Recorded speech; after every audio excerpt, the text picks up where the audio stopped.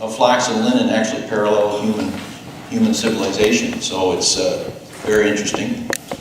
The uses, the flax uses, cultivation, how we grow it, how we sow it, how we harvest it, and a little bit on the flax fiber processing. There's actually two branches of this for the most part. It's we still grow flax in Canada, but most of it, or I would say 99.9% of it is for seed and for the seed side of it. What we're going to focus our time on today is the fiber side and how it relates to the textile industry. All right. So that is that picture there. There's going to be some pictures as we kind of go along too.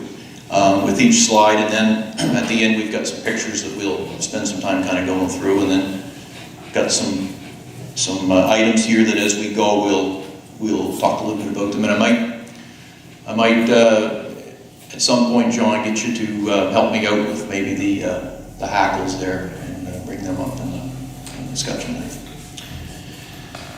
So what is flax? Two types. Fiber flax, cultivated to produce a longer stem and is harvested for the fiber in the stem. And then there's oil. So this is actually fiber flax here. So it grows, 3 feet to 4 feet tall, and its energy, I guess you would say, is put into the production of the fiber as opposed to many seeds. The oilseed flax does not grow as tall, but produces more seeds. Seeds are roughly 60% oil, known as linseed oil. So the oil is pressed out of the seeds, and that's really the flax that's grown in Canada is for the seed.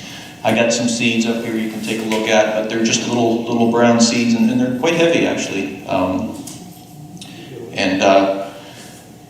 The uses, there's so many uses. I won't get into the uses, all of the uses, no way. We'll just touch on a few as we kind of go through here. And then, like I say, at any time you can ask a question. That might be the only way to get me to stop talking is if you ask some questions. It might be the only way we'll get out of here for supper.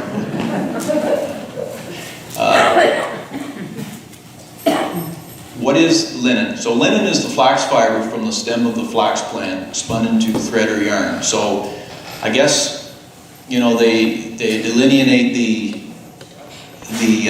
difference between flax and linen once it's spun. So there's, when we'll talk a little bit about processing, but buried in these stems are a ring of, and I actually don't have a picture of it, but if you can picture a straw, a hollow straw, and there's little bunches of fibers all the way around that straw, and that's what we have here. And so once that is spun into a thread, it's known as linen. So that's some linen there.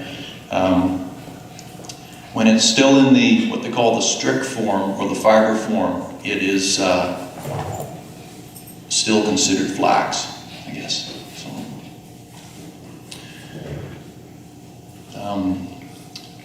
there's two types of flax fiber, and it's really in the processing of it. This is what we would call line linen. Now that's about 16 to 18 inches. In length. It's just doubled up. So historically they would wrap them into quarter-pound bundles to keep the fibers from tangling. What's combed out is I think we got a picture of the processing here coming up, but is known as tow fiber, T-O-W, and it's shorter fibers. If you pulled on that, you'll see that they could be 7 inches, could be 8 inches, but down to even 2 and 3 inches long, and it's still usable. It's just used for coarser fabrics and tow ropes. Interestingly enough, I guess I don't don't want to get ahead of the slides here, but I guess when you go through history and you think about fabrics, generally speaking, the northern hemisphere is more suited for growing flax. As you go further south, that's when you get into cottons being more predominant. Now there's other fibers as well, but I would say the two big ones were historically linen and cotton in terms of that type of fiber. Of course, wool was always a staple as well. So that's why, our area, we would know, if you go back far enough, we would know more, we would have more on the history of flax and flax fibers, just due to the nature of the weather and our weather patterns. We don't have enough heat units per year to really grow the cotton. Flax was first cultivated thousands of years ago. It parallels human civilization. During Bible times, there was two fibers, linen and wool, and that's what, old texts, that's what they speak of, is linen and wool, and the blending of them, and in some cases, laws against not blending of them, When Europeans first landed in North America, they were encouraged to plant a 1/4 acre of flax for each person in the household. Now that's, give or take some square footage, but that was actually true right down into, the northern part of the states, Pennsylvania and other places where, in order to sustain a household, there were certain things you needed, and one of the things was you needed cloth, you needed clothes, and you needed, table linens, toweling, that sort of thing. And, we just didn't go down to the store and buy some. If you needed it, you grew it and you processed it. So,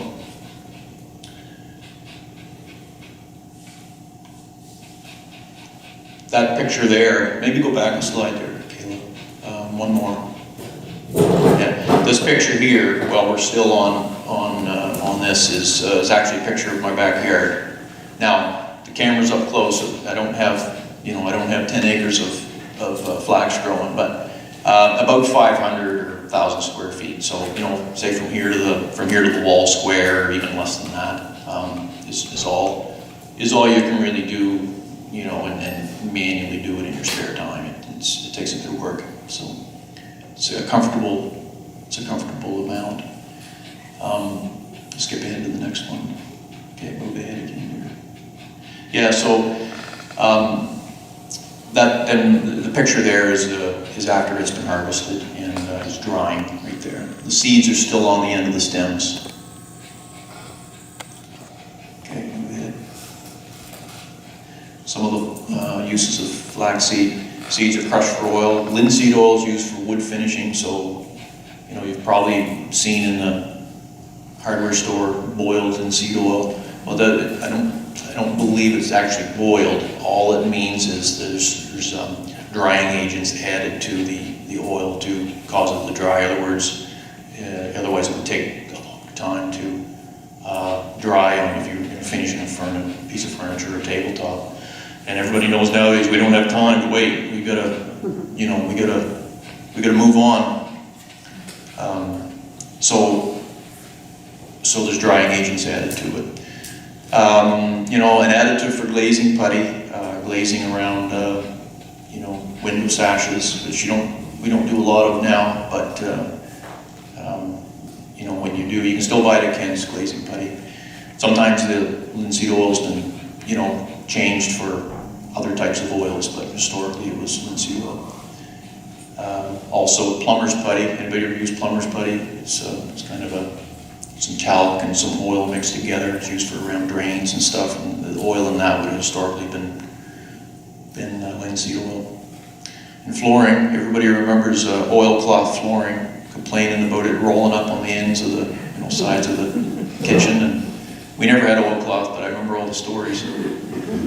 And actually, I think linoleum is actually a brand. It was a brand of flooring invented, developed like in the mid-1800s, and it's actually two two Latin words put together, linum meaning flax and oleum meaning oil.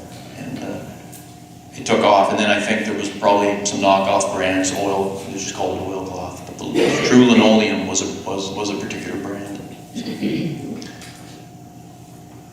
Fiber flax, so talking about the actual fiber, so clothing, and modern uses is fiber in molded product, you know, automobile dashes and flooring, house furnishings. It's always been, you know, a staple in house furnishings as wool has been.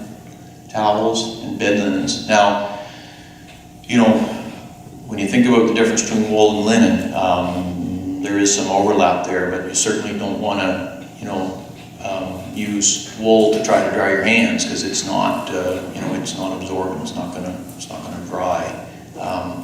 But there are certain, and the same for bed linens. Certain pieces of clothing could be either linen or wool. Generally speaking, you know, the wool was on the outer garment, and the linen was the inner garment. You go back in time. You think about just think about ship being built. You know, in the big ports, and you know, in Britain in the 1700s. I mean, you know, how many sails did they have, them big square riggers? And I think, you know, one of the statistics I heard, any of these statistics I give, feel free to check them. And if I'm wrong, get a hold of Richard. Richard will call me and say, hey, you're wrong, right? So, because I'm always willing to learn. Or if you happen to know the answer, if you're Googling it right now and you know the answer, just hey, I just Googled it, Troy, you're wrong, and tell me what, you know. But don't believe everything you see or you read on the internet either. Just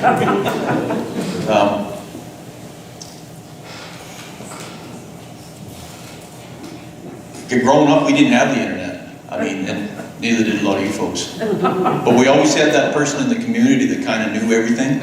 You know? We had Uncle Don Long. Some of you may know Don. And he just, I know as a kid, like, he just seemed to have the answers. And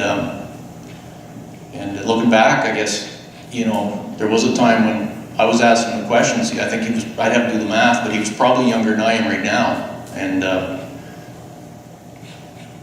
if I was born, you know, 50 years earlier, I could be the internet, you know, the community internet. So back to the ship. So you can imagine now, one of these big ships, having to get them sails. I think there's like 30 sails, 30 usable sails, or sails in use on some of them big square riggers. Probably some had less, some had more. And if you can imagine, you're on a voyage loaded, and you know you need spares, and so you would have upwards to 20 spare sails. So you would have a payload of 50 sails. Now these sails would, I mean, each sail, it's hard to imagine the size of these ships, but I mean, they would take up this room if you rolled them out, right? And I think the spec I heard was it took 200 acres of flax to grow to make the linen for a square rig ship, and that's just one ship. And the ships come out of, you know, especially when, you know, Britain was building its fleet. You can just imagine the spinning and the weaving and the growing, and just mind-boggling, really. Flax cultivation. So it's actually not a grain. It's not a grain. It's technically speaking. Now, if my brother-in-law was here, he's actually a doctor in botany. So I hope he doesn't see this. Hope he doesn't see this film. But he would say that it's really considered, technically it's a berry, but you plant it by broadcasting it or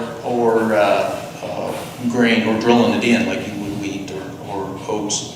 About half an inch, approximately 75 seeds per square foot. I think it's around 110 pounds per acre. I've never planted that much, but I do backwards math, and I think for like 1,000 square feet, I put on a couple pounds or something like that. Now the mathematicians here will be doing the math already. They'll be saying, well, there's 42.5 thousand square feet in an acre, and I'm already lost. Yeah, they're right there, 2 pounds per 1,000 square feet. I think it's actually less than that, but you always put on extra. You know, it's like pepper on your potatoes. Harvesting. So flax stems are actually grubbed from the ground, and they're pulled, not cut, and then allowed to dry. So if you've seen, you know, grain stubble, you know, there's always 2 to 3 inches of stubble sticking up, unless you've got a rocky field, in which case, you know, they'll raise the head up a little bit higher so they don't hit any rocks. And you know, in the case of the fiber going right to the root, you could lose, you know, 4 inches of fiber. So it's actually pulled. There's actually 2 reasons why it's pulled. The main reason is when you're drying it, and then the next step is retting it, which we'll talk about here in a little bit. You don't want any open wounds on the stem. You want it all closed up still. You want it to dry and ret. Ret is a German word for rot. And what you're doing is rotting the bark off of the outer stem so that you free up the fibers. You eventually would rot the fibers as well, but they take longer to rot. So if you can get just that perfect time when the bark's rotted, but the fiber's not, that's when you get the best, what they call line linen, which are the long line linen fibers. So I guess quality-wise, you get the best quality when your planting depth is consistent, your soil properties are consistent, your harvesting times are consistent. Consistency is the key word to allow you to get the best and the most fiber from your crop. Now, the only place this is grown at any great scale right now is Europe, northern, like Normandy, northern France, and Belgium, and some in China. But for the most part, that's it, and on an industrial scale.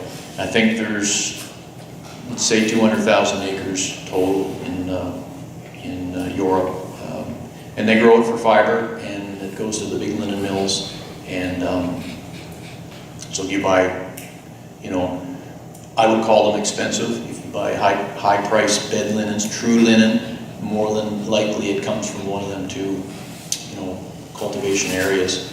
And consistency, when you look at them fields, every plant, I mean, you could run a laser almost on the top of them plants, and they're pretty even. You don't get like my crop where I got a short fella and then a tall one, and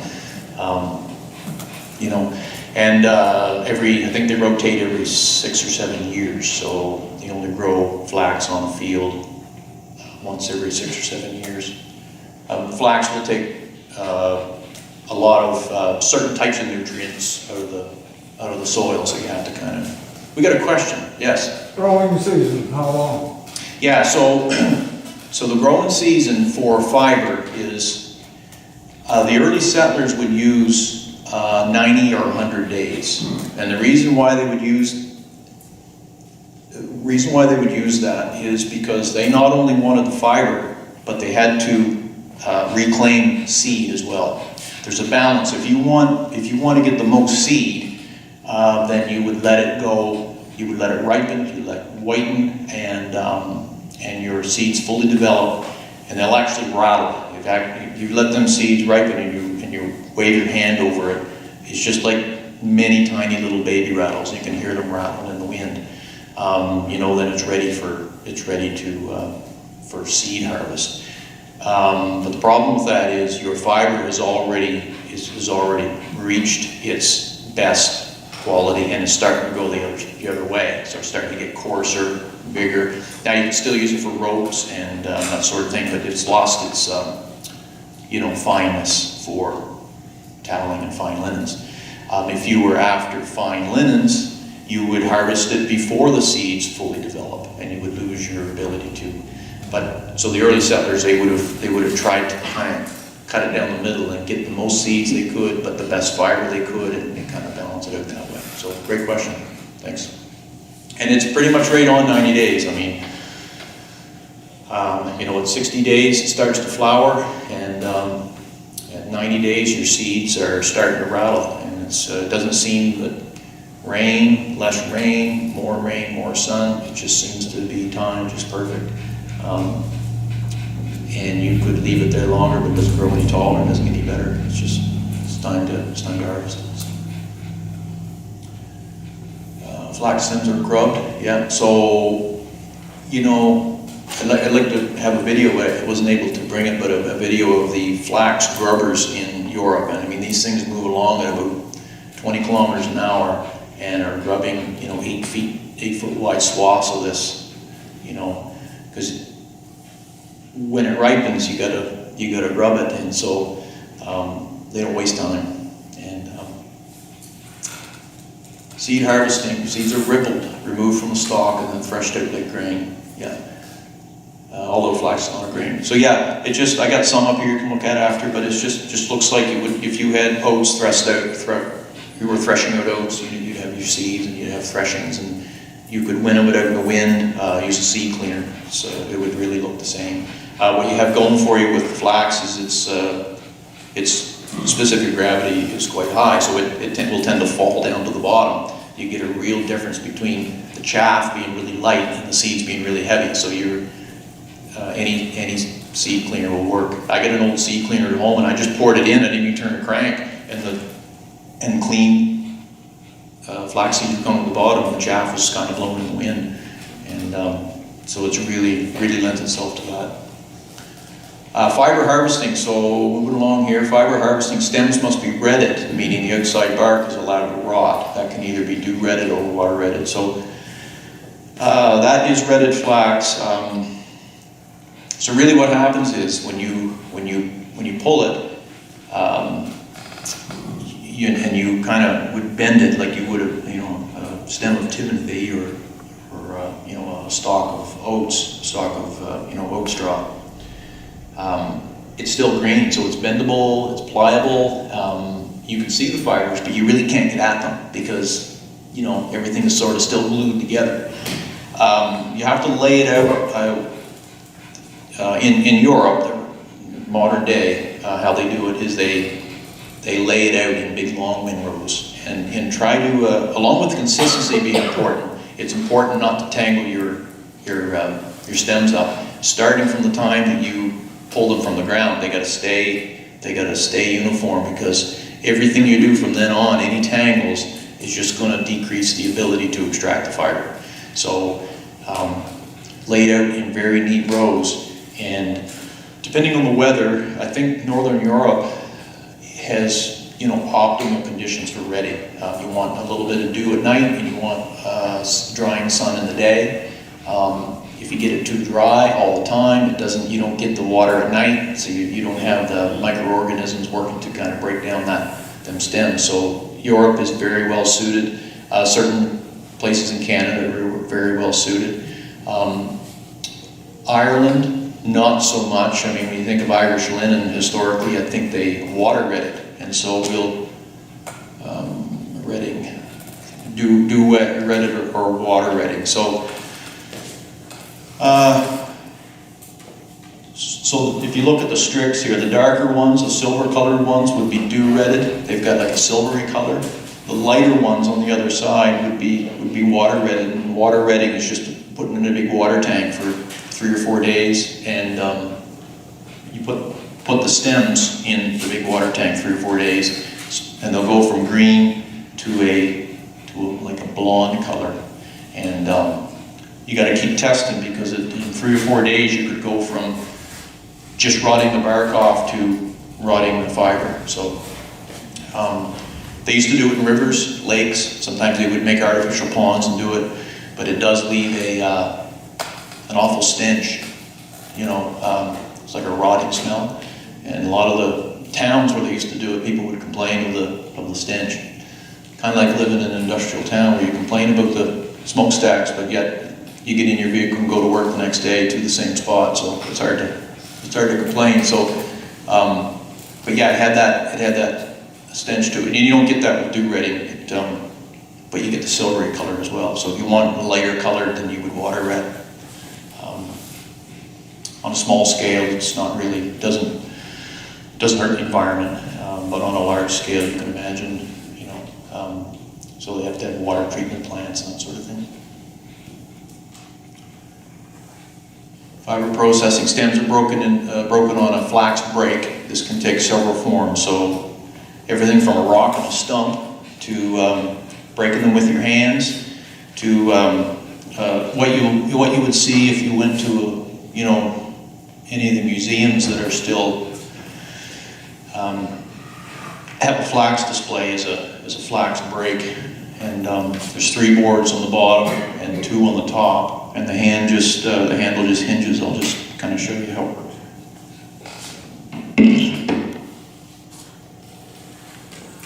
Set that up. A lot of them would have their own stand. I think John was speaking to that earlier. And you would just draw your stems through and just keep breaking them, and then they would just become limp. Like they'd go from that to this with a whole bunch of chaff in it. So you would grab some of them stems and you would lay them on that break and just keep breaking, and then turn it around, lay them on and break, and then you would have a bunch of chaff, and that's at that point they would. At that point, they would use what they call a scutching knife, and this is one that I made. I actually don't use it much because I skipped that step. I guess scutching, it does add to the fiber. It shines it. But it's hard work. So, as if the rest of it isn't. That's even harder. Now, John has an original scutching knife here. Just want to maybe pick that up. And don't make him mad. Well, he's got that knife.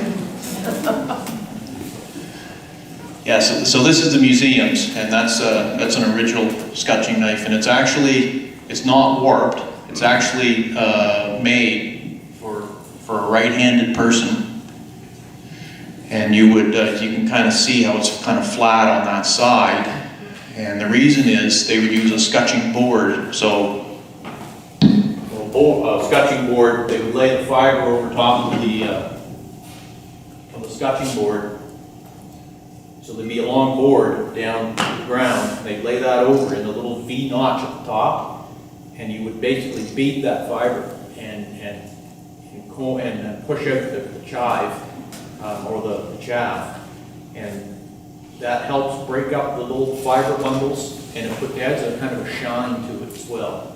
And so it's a step that it's important. Mechanized plants would have big scutching wheels that would just picture like a fan, a bedroom fan or something, and you would lay that in against the fan, and you would kind of beat that fiber and then pull away all of the dust and chaff. once that process is done, then it's what we would call, we would do what we call hackle it. So there's an interesting sort of history behind the word hackle. It's actually synonymous with heckle. And, you know, years ago, I forget the town in Scotland where it originated, but you can imagine making linen for ships, other things, that you would have a crew of people hitting this linen and flax and then combing out the fibers. And so what John has here is a comb called a hackle, and it looks like a medieval torture device. And you would draw the fibers over the hackle to up just halfway on the strick, and then you would turn around and do the other side, holding it tight so that you don't pull fibers out and lose fibers. And you will lose fibers. These fibers will turn out to be the tow fibers that'll stay on the hackle, and you pull them and leave them aside. Then there would be medium and fine, and you would, you might go to the fine one for some things, but you wouldn't have to. If you're making, coarse, grain sacks, then you wouldn't need to go that fine. Depends on how fine you're spinning. The town in Scotland, so they would have, before the mechanized factory, they would have a group of people, and they would be hired, and they would be hackling flax. Somebody would come in and read the newspaper, and I don't know how many work in a place where there's a lunchroom. You got a bunch of people, and I know, the women might say, "Oh, that happened where the men work," but I can tell you, my wife's a nurse, and the nurses are worse than the men. So somebody would read the newspaper, and the rest of them would just make comments. "Oh, that's stupid. Never heard tell of that. They don't know what they're doing. Oh, that's awesome," or "That's great," And so you would call, since they were hecklers, we now know them as hecklers. And I'm glad to say there's no hecklers here, although when I seen some of the characters come in, I was thinking that, I don't know why I automatically looked at John Musgrove when I thought about that, So anyway, whether that story is completely true, partially true, no doubt it's partially true, as most stories like that are. There's a flax break there. I guess we're into the pictures now, aren't we? Yeah, okay. So there's a flax break. That's actually at Ross Farm in Nova Scotia. Maybe right now I just want to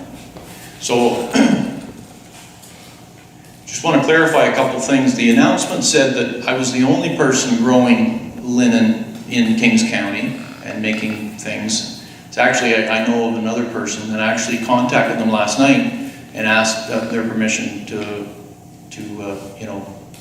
talk about them.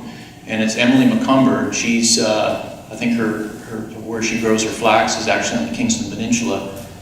She lives in St. John, and she is I don't even know anything about her compared to her. Like, she's a master weaver. She's won awards.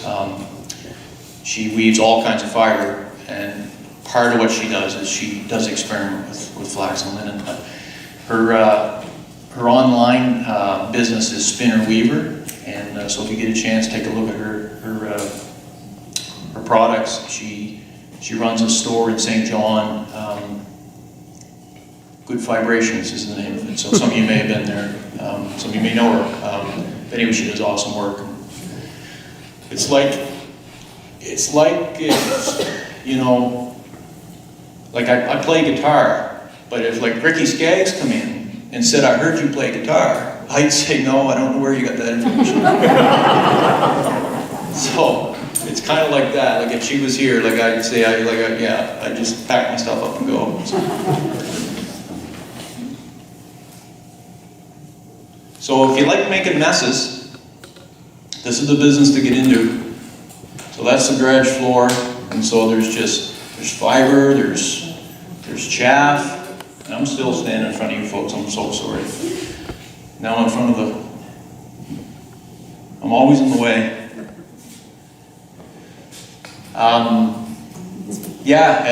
Bark and seeds, and after cleaning up and you sweep it out, my driveway's paved now because my brother got tired of coming down and parking his nice clean truck on a dirt driveway. So he said, "I'm coming down to pave your driveway one day." And I said, "Boy, that's great." I did have to pay, although he probably cut me a deal, no doubt.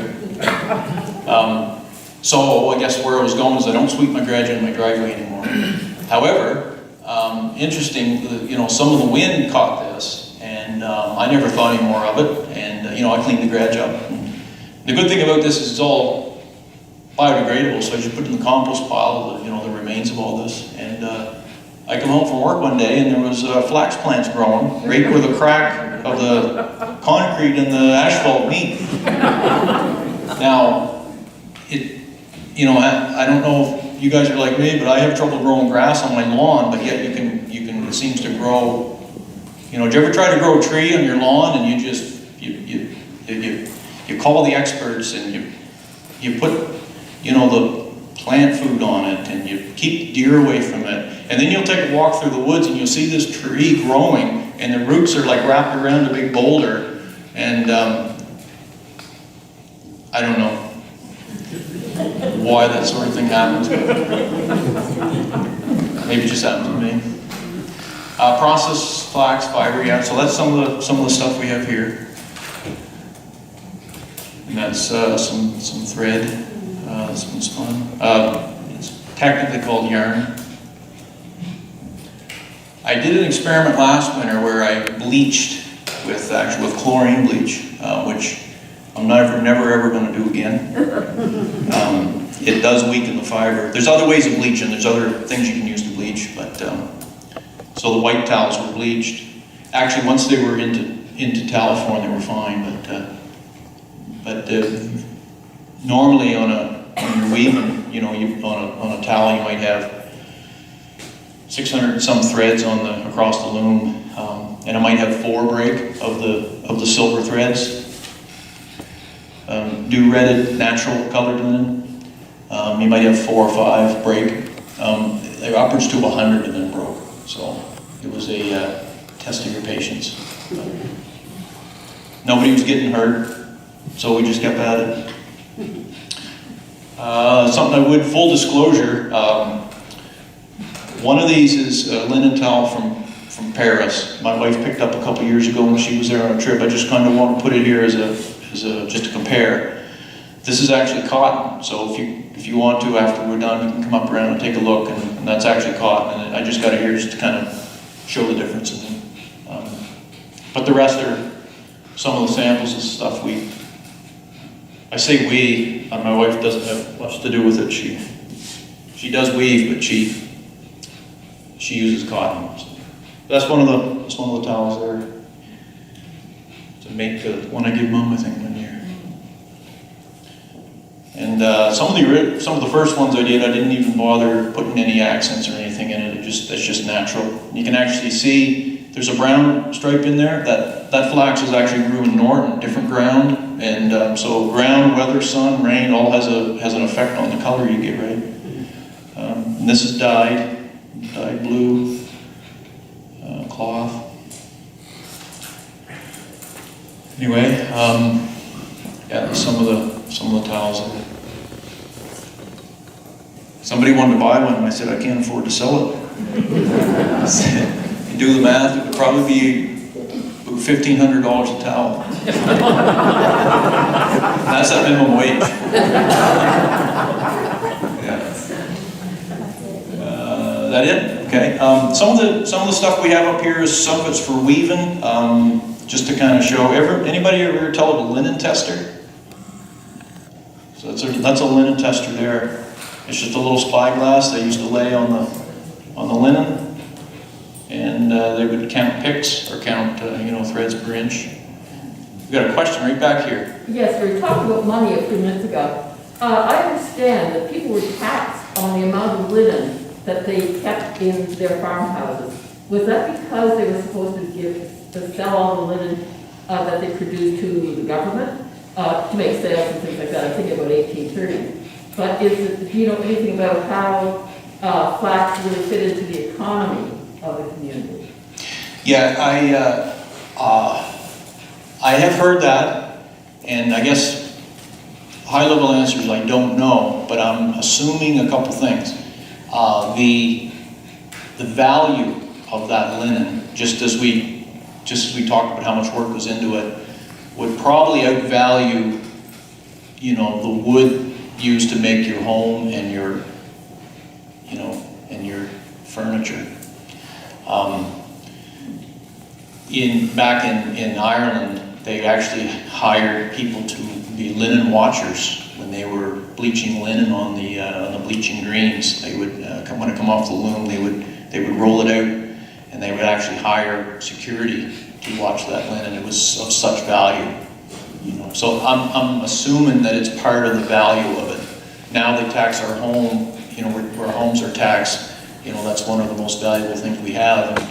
And, you know, making a couple of assumptions there. Might be something we could look into. Where's my researcher? Oh, he's behind the camera right there. Yes? Using fax for sales, 150 years ago, it was a big business of building ships, sailing ships around the Bay of Fundy. Did they grow the fax for that locally, or is it imported? We have an awful lot of fax. Yeah, more than likely imported, more than likely. I think, not to beat up on Britain, but Britain had had an economy they needed to protect. And so I think, you know, don't want to get into the history of North America, but I think, you know, one of the sticking points with, you know, the colonies in the States was, you know, a lot of their products they had to buy from Britain. And so I would assume most of it was imported on that scale. And that was probably when the shift started, where we grew less on our allotments here. That was when we were, you know, I would say sustenance farmers as opposed to more industrial farmers. And not sure when that change happened, but it certainly happened before a lot of the places that we know were settled. You know, like I don't imagine linen was grown on Snyder Mountain, as an example. You know, I grew up there, but because I would imagine the shift predated the further expansion of the colonies. So probably the late 1700s is when. Now I think kind of into that, the Acadians, interestingly, they held on to it longer than the you know, than the Scotch Irish. They held on to the tradition. One of the reasons I think they held on to the tradition of growing their own linen is sort of their way of just saying, their way of getting back at Britain, I guess, would be one way of putting it, right? So if you go to the, and that's actually one of the first times I've ever seen it. I was fascinated. We were at the Acadian Museum. You know, we went as kids, and then we went back a few years later, and that's one of the my first exposure to it. So I don't know if that answers your question, but that's what I believe.